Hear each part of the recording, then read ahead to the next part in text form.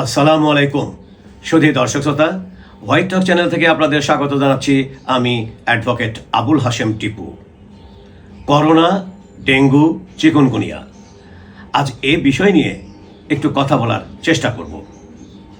নতুন রূপে corona virus. জানা যায় এই করোনা ভাইরাসের নতুন ভ্যারিয়েন্ট ওমিক্রন। শনিবার 5 জুলাই 2025 স্বাস্থ্য অধিদপ্তর থেকে পাঠানো করোনা বিষয়ক এক সংবাদ বিজ্ঞপ্তিতে বলা হয়, গত 24 ঘন্টায় 239 জনের নমুনা পরীক্ষা করে 6 জনের শরীরে করোনা ভাইরাস পাওয়া যায়। চলতি বছর মোট নমুনা পরীক্ষা করা হয়েছে 9,957 জনের। এতে করোনা ভাইরাস শনাক্ত হন 629 জন। এবছর করোনায় মারা গেছেন 24 জন।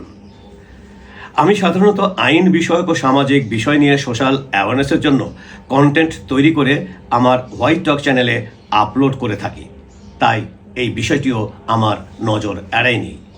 জনগণের সচেতনতার জন্যই আমি একটু কথা বলার চেষ্টা করছি। আমার এই এপিসোড লেখা ও আপলোড করার সময় পর্যন্ত হয়তোবা আরও আক্রান্ত হতে পারে বা মৃত্যুও হতে পারে। তবু আমি মহান আল্লাহর নিকট প্রার্থনা করি তা যেন না হয়। আল্লাহ আমাদের সকলের সহায় হন। তবে অত্যন্ত দুঃখের সাথে বলতে হচ্ছে যে ইতোমধ্যে সারা দেশে ডেঙ্গু ও চিকুনগুনিয়ার প্রকোপ শুরু হয়েছে। মানুষ আক্রান্ত হচ্ছে এবং কোনো কোনো জায়গায় মারাও যাচ্ছে বলে খবরে প্রকাশ। ইতিমধ্যেই ডেঙ্গুতে ঢাকা সহ দেশের অন্যান্য স্থানেও মানুষ আক্রান্ত হচ্ছে এবং মারাও যাচ্ছে। রাজশাহী মেডিকেল কলেজ হাসপাতালে চিকিৎসাধীন অবস্থায় একজন মারা গেছে। তার বাড়ি চাঁপাইনবাবগঞ্জের গোমস্তাপুর উপজেলায়। অতএব ডেঙ্গু চিকুনগুনিয়াকে প্রতিরোধ করতে হলে মশাকে নিধন করতে হবে। প্রতিনিয়ত মশা নিরোধক ওষুধ ছিটাতে হবে। এছাড়া অন্যান্য প্রয়োজনীয় ব্যবস্থা গ্রহণ করা প্রয়োজন। কোথাও যেন পানি জমে না থাকে সে ব্যবস্থাও করতে হবে। শুধু তাই নয়, জনগণকেও সচেতন হতে হবে এ ব্যাপারে। বেড়ে চলেছে ডেঙ্গু চিকুনগুনিয়া, তার সাথে যোগ হয়েছে করোনা ভাইরাসের নতুন ধরনের সংক্রমণ, যা উদ্বেগজনকভাবে বেড়ে চলেছে। বলা হয় জুন মাস থেকে অক্টোবর মাস পর্যন্ত এ সময়কালকে ভাইরাস জ্বরের জন্য সবচেয়ে সংবেদনশীল হিসাবে বিবেচনা করা হয়। রাজধানী ঢাকা সহ সারা দেশে ভাইরাসজনিত জ্বরের প্রকোপ বাড়ছেই, আক্রান্ত হচ্ছে মানুষ।